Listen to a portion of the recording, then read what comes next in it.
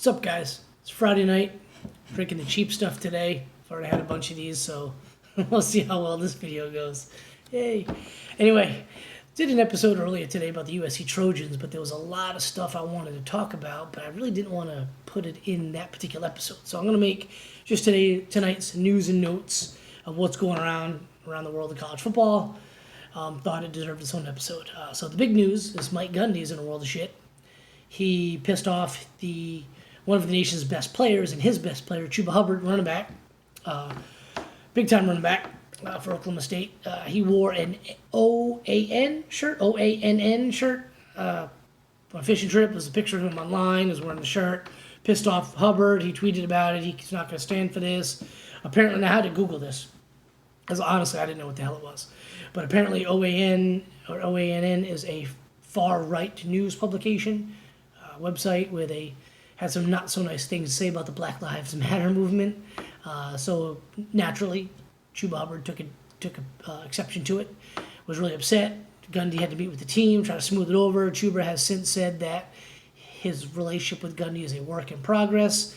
So there's also rumors that he might be thinking about jumping ship and going into the NFL supplemental draft here coming up.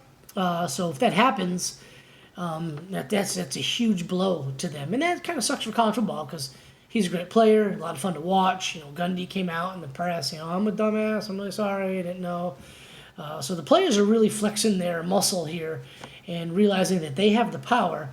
And all over college football, you're seeing not something like this, but using their voices for good things.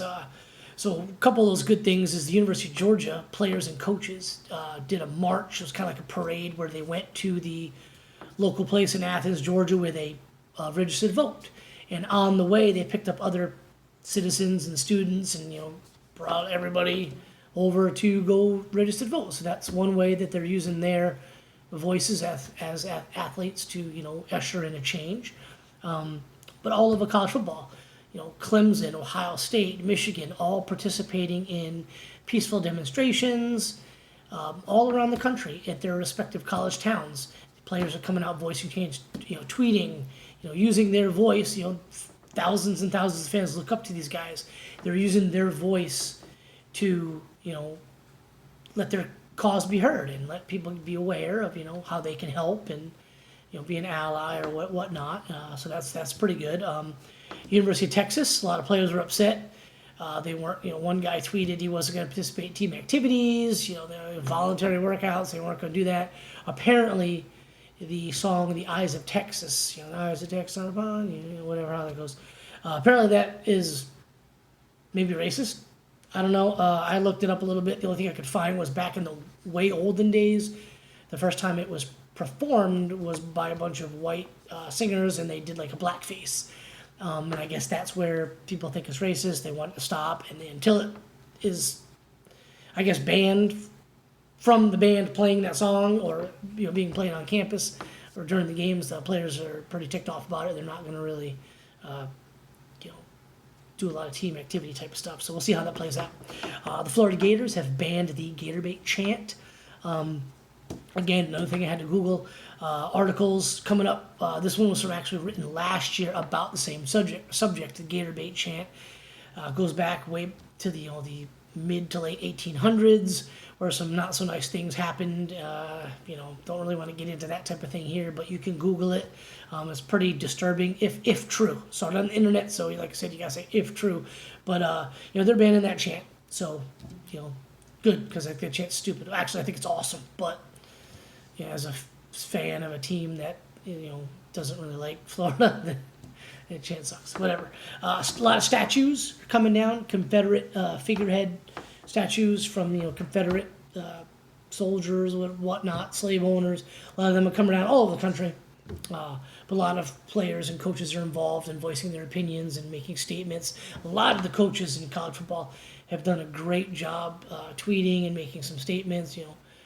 So I think that's been great. A lot of buildings around college campuses are looking to be renamed. Doak Campbell Stadium. Today it came out that a couple of players have started petitions to rename the stadium. Didn't research whether Doak Campbell owned slaves or was maybe racist. I don't know. there's a lot of this going to be happening over the next few weeks, so keep watch on that. But that was just one of the things that happened.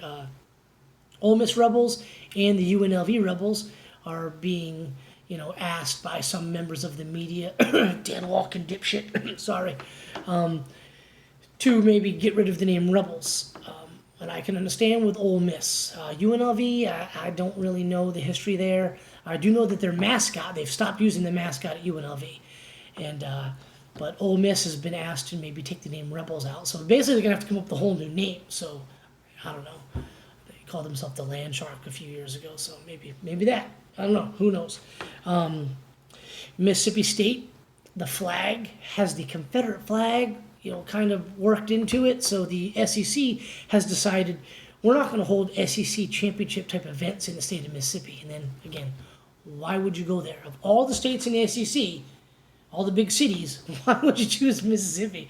I'm sorry, I don't know. But they're not going to do it until they change the flag.